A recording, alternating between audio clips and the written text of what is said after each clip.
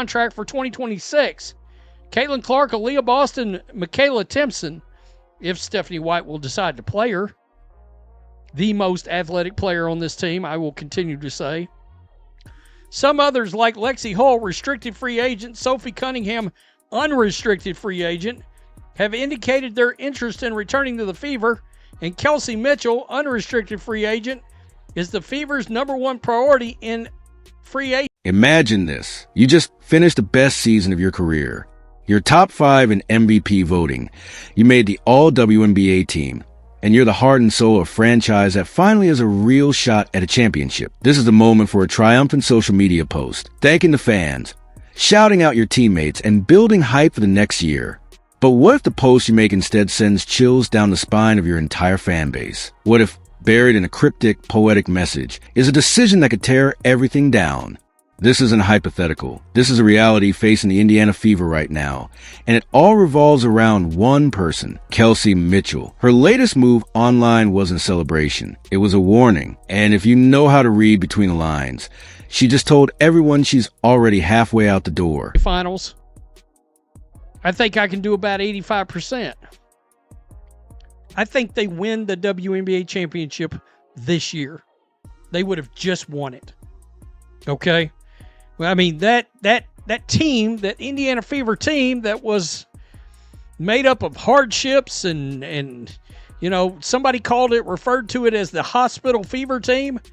They gave the... Before we decode the message that has the entire WNBA world whispering, make sure you're subscribed and have those notifications on. The drama unfolding in Indiana is the biggest story of the offseason, and you're not going to want to miss what happens next. It all started with an Instagram post, not a long, emotional essay, but a series of deliberate, powerful statements that felt more like a coded message than a celebration. Kelsey Mitchell wrote, and I'm paraphrasing here, that grief had her excited for a small piece of it, but indifferent for the majority of it. She talked about survival mode, a blueprint passed down from her father, and she ended with a motto that would become the headline across the sports world. Shut up and go hunting. Then came the 2 words that launched 1,000 theories. 0 gone. Now, on the surface, that could be a battle cry. Her jersey number is 0, so 0 gone could be interpreted as her declaring she's locked in, focused, and ready to work.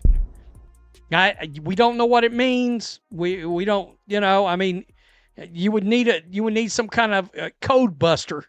I would need to call in the Wind Talkers. You ever seen that movie? Yeah. To try to break this code. Had to get it different than everybody else.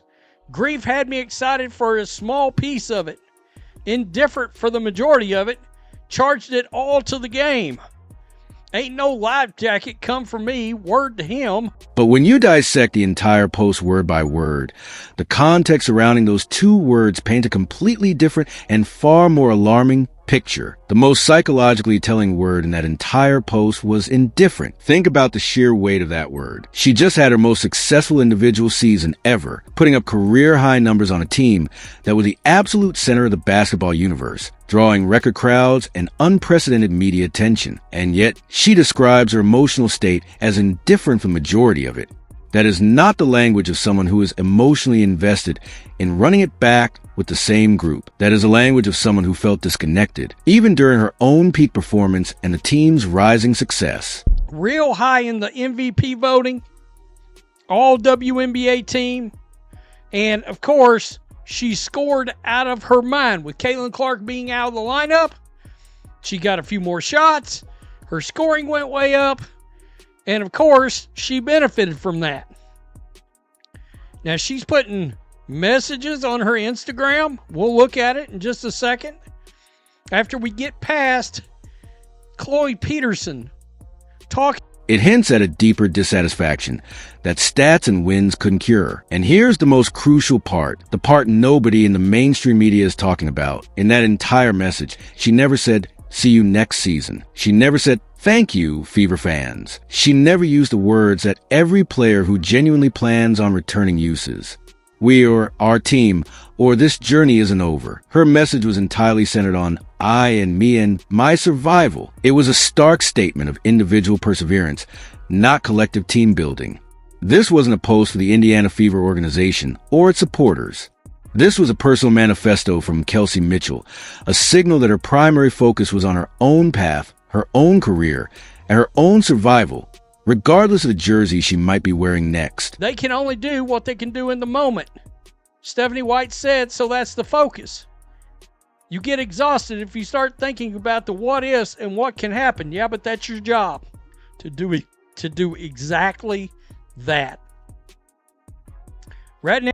And while Kelsey was online talking about going hunting and survival, the Indiana Fever front office was sounding anything but confident or strategic. The team's general manager, Amber Cox, was asked about their off-season plans and specifically about retaining their key free agents. Her response was a masterclass in corporate deflection that should have every Fever fan deeply concerned. She said they were focused on controlling the controllables. Let's be brutally clear about what that phrase really means in the high-stakes world of professional sports. Executives don't use vague, business school jargon like that when they have a firm grip on their roster. They use it when they have no real leverage. They use it when they're trying to buy time and manage public expectations for bad news they can't yet announce. It's the verbal equivalent of putting up a shield. All right. Fever general manager Amber Cox said, you start prepping for, obviously, the college season, for what's going on internationally, planning out our scouting. How about getting some scouting? After some of that information we got, particularly with international players, I think they did all right. Chloe Bibby, if I had a squad, she could play on it. Both domestically and internationally, we're talking to all the players during exit interviews. Obviously focused on developmental plans for them, finding out what their needs are. Notice what she didn't say. She didn't say, we're confident we'll get a long-term deal done with Kelsey. She didn't say, she's a cornerstone of our future, and we're not letting her go. Instead, she called Mitchell their number one priority. You only call someone a priority when you're in a negotiation you are genuinely afraid you might lose, when you're competing against other compelling offers, and you have to convince both the player and your fan base that you're trying. If they were sure she was staying, the language would be definitive and forward-looking. We're excited to have Kelsey leading us for years to come, but that confidence was completely absent. That's the question, and I've said, I think there's a good chance she leaves this squad. Now, I know a lot of Fever fans don't want to hear that, but look, if she sits down with her agent, she's going to be like, I just balled out, had all this success, but you're going to lose some of those open looks that you had are going to go to Caitlin Clark when she comes back. Meanwhile, head coach Stephanie White only added to the growing anxiety by admitting that you get exhausted just thinking about the what's and that she was just focused on where my feet are. That's the language of someone who is powerless, waiting for a decision from a star player that will ultimately dictate their own future and roster construction. They're not speaking or acting like a front office that is control. They're acting like a regime that is praying for a miracle, hoping their best player doesn't realize just how much power she truly holds in this situation. So why would Kelsey Mitchell, after such a statistically phenomenal and personally rewarding season, be so psychologically ready to walk away from a potential dynasty? Word to your mother. Pop's blueprint kept me in survival mode. That survival made me. I don't know what it all really meant. Just that it meant I stood on all 10 about it. The motto remains shut up and go hunting. 0 gone. Her number is 0, by the way. To understand that, you have to look beyond the season as a whole and focus on a specific, crucial moment, the stretch of games when Caitlin Clark went down with that injury. For a brief but telling period, the entire ecosystem of the Indiana Fever shifted. The offensive sets, the media narratives, the defensive focus, it all changed overnight. The offense was no longer primarily funneled through the rookie phenomenon. And in that vacuum, with the spotlight suddenly vacant, Kelsey Mitchell didn't just step up, she exploded in a way that reminded everyone of her superstar potential. Her scoring average skyrocketed. Her usage rate went through the roof. Her command on the court was absolute. For the first time since Clark's arrival, she was unquestionably the number one option. She realizes that, and she's like, look, I now know what it's like for me to be the show on a team. And I think we would all disagree whose show this really is. It's Caitlin Clark's show. But she may look at a team like the Portland Fire. She can go there, be their biggest star. She can go to the Chicago Sky, be their biggest star. Even if the other person is still there, the double-double machine. Kelsey, at least on a basketball court, will be the biggest star on that Chicago. The plays were being designed explicitly for her. The opposing defense was scheming specifically to stop her. She was, without a doubt, the main attraction, the star of the show, the player with the ball in her hands when the game was hanging in the balance.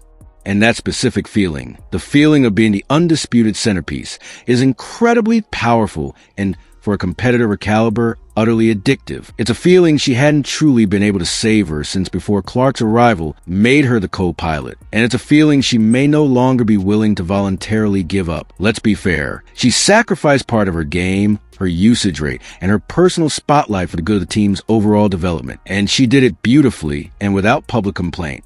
But now, standing at the crossroads of free agency, she has a monumental choice. Does she willingly go back to being the incredibly talented co-star, the perfect sidekick in a story that will always be billed as Caitlin Clark's team? Or does she decide that she wants to be the lead actor, the director, and the producer of her own story somewhere else? This decision has now transcended basketball. It's become a defining question of legacy. If Kelsey Mitchell re-signs with Indiana, her basketball legacy will forever be intertwined with, and arguably secondary to, Caitlin Clark's. She'll be remembered as the perfect Robin to Clark's Batman. A vital, all-star piece of the puzzle for sure, but never the franchise player who carried the team on her back. She would be an essential chapter in someone else's biography. But if she leaves, if she chooses a new path with a team like the Chicago Sky, or becomes a foundational piece for an expansion team in Portland, she walks through that door as a star from day one.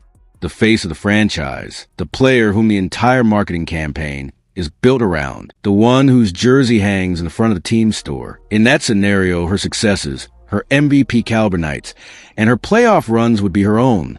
Her legacy would be uniquely and undeniably hers. For a player who just proved on a national stage that she can be a top 5 MVP candidate and an all-WNBA performer, that is an incredibly powerful and emotionally tempting proposition.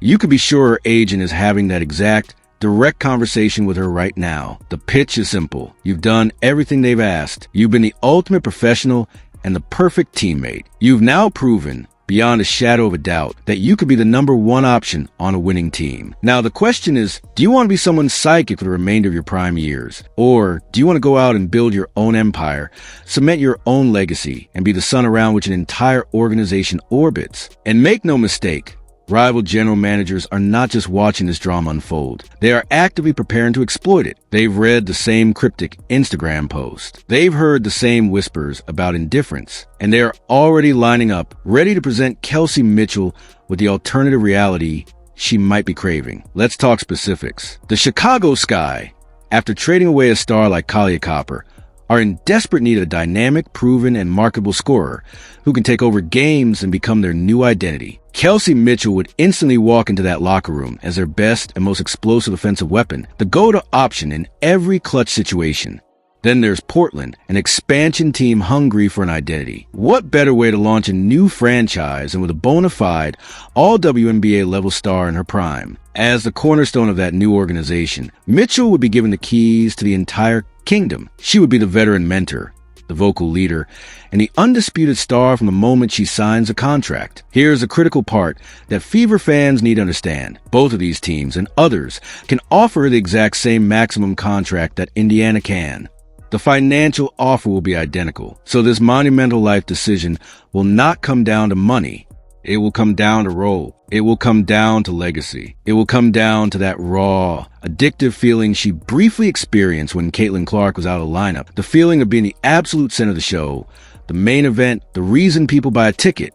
That is what Indiana cannot promise her, and what other teams can guarantee. But perhaps the most subtly chilling signal of all in this entire saga didn't come from Kelsey herself, or from a nervous front office. It came from her all-star backcourt partner, Caitlin Clark. In response to Kelsey's now infamous post, Clark left a comment that many initially saw as supportive. She wrote that she was lucky to have had her as a teammate and that she was proud of her. But did you catch the specific wording? The deliberate use of the past tense. Lucky to have had her, not lucky to have her, not can't wait to run it back next season, not my backcourt partner for life. Caitlin Clark is widely recognized as one of the most deliberate, media-savvy, and calculated communicators in all of sports today. She does not accidentally use the past tense when talking about a current teammate whose contract is simply up for renewal. There are two likely interpretations, and both are alarming for the Fever.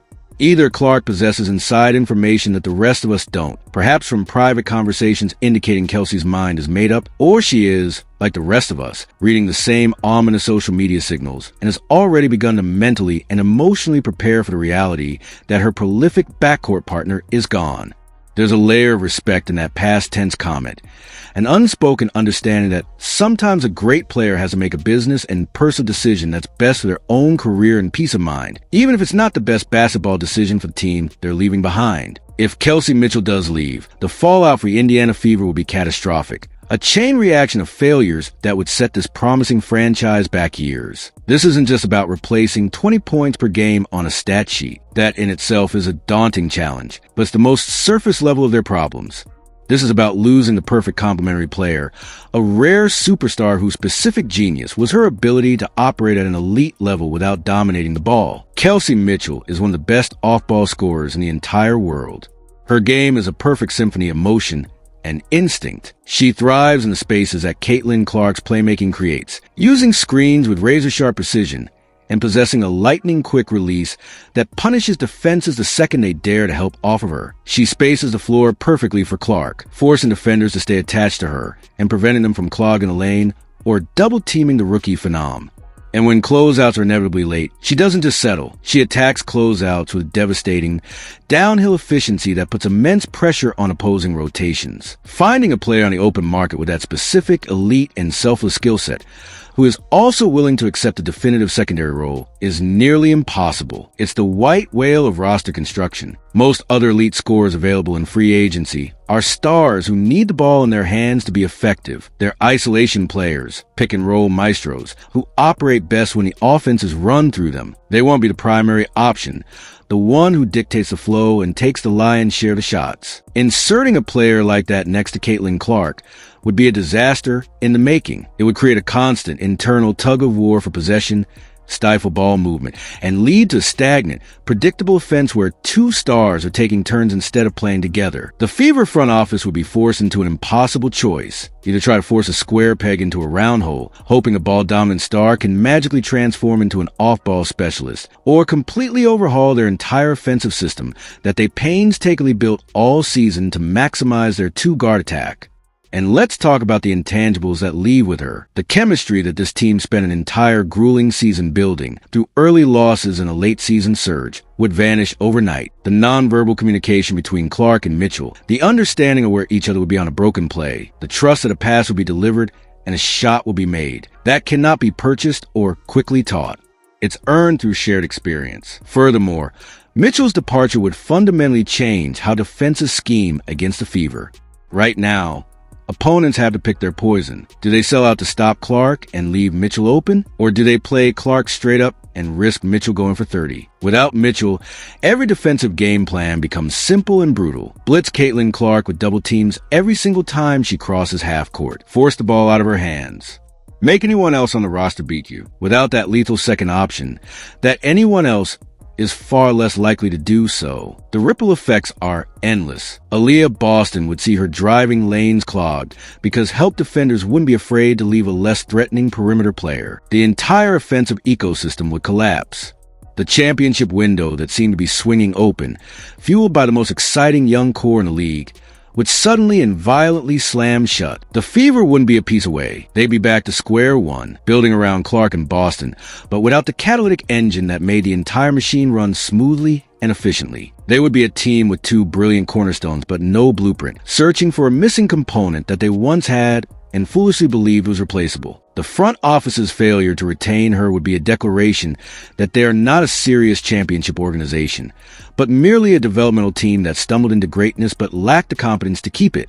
The message to the league and to their own fans will be deafening. We are not ready for this moment. So, when you put all the pieces together, step back and look at the entire mosaic, the picture becomes terrifyingly clear for the Indiana Fever. It's no longer a series of isolated, maybe connected events. It's a coherent story with beginning, a middle, and what appears to be a devastating end. The cryptic, intensely individual-focused social media post that prioritized survival over sentiment. The front office's nervous, non-committal language that reeked of uncertainty and a lack of control. The awakened psychological need within a superstar to be the star, a flame rekindled during those games without Caitlin Clark, and one that may now be too bright to extinguish. The viable, tempting suitors in cities like Chicago and Portland, waiting in the wings with promises of franchises built in her image. And perhaps the most telling clue of all, the teammate who seemed to be speaking about her in the past tense, as if already composing a farewell tribute. Kelsey Mitchell's message wasn't just a random, late-night thought. It was a declaration of independence. The motto remains shut up and go hunting. She's telling us, in no uncertain terms, that she's in survival mode, making cold, hard business decisions for herself and her own future, unswayed by loyalty or emotion. And those two words, zero gone, might be the most brutally honest part of it all. It might be her way of saying that the player wearing number 0 is leaving Indiana, that her time with the Fever is part of her past, not her future. The evidence is no longer circumstantial. It's overwhelming and hidden in plain sight for anyone willing to connect the dots. This isn't just speculation anymore. It's a prediction based on a pattern of behavior from athletes at this very crossroads.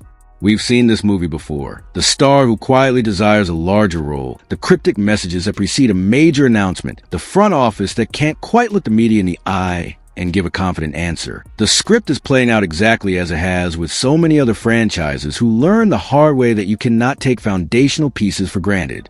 The only question that remains is not if she's leaving, but where she will decide to build her kingdom. Will it be the bright lights of Chicago, where she can instantly become the face of a historic franchise? Or the blank canvas of Portland, where she can author an expansion team's origin story from its very first page? And when that official announcement finally drops from WOJ or Shams, it will reverberate far beyond a simple transaction on the WNBA wire. It won't just be a free agency signing. It will be a pivotal moment that defines the trajectories of multiple franchises. For the Chicago Sky or the Portland team, it will be a franchise-altering acquisition, a day of celebration and new hope. But for the Indiana Fever, it will be remembered as the moment the dream of a potential dynasty was shattered before it even really began. It will be the day a championship window, seemingly wedged firmly open, was slammed shut by the very person they needed most to keep it propped open. The fallout will be immediate and severe. The pressure on Caitlin Clark will become immense, with defenses designed exclusively to stop her, knowing there is no longer a lethal punisher waiting on the wing. The development of Aaliyah Boston could stagnate in a clogged paint. The front office, already under scrutiny, will face a firestorm of criticism for failing to secure their most important asset. This saga is a stark reminder that in the modern era of sports, loyalty is often a one-way street, and legacy is a force more powerful than any contract. Kelsey Mitchell is at the peak of her powers, and she holds all the cards. She has every right to chase the narrative she wants for her career, to seek out the roles she feels she has earned. But with that right comes a consequence, and the consequence for Indiana is a future that suddenly looks incredibly uncertain. The hunt she spoke of? It may not be for another championship in Indiana. It may be for a new home, a new legacy, and a chance to prove that the star who shone so brightly beside Caitlin Clark can blaze even brighter all on her own.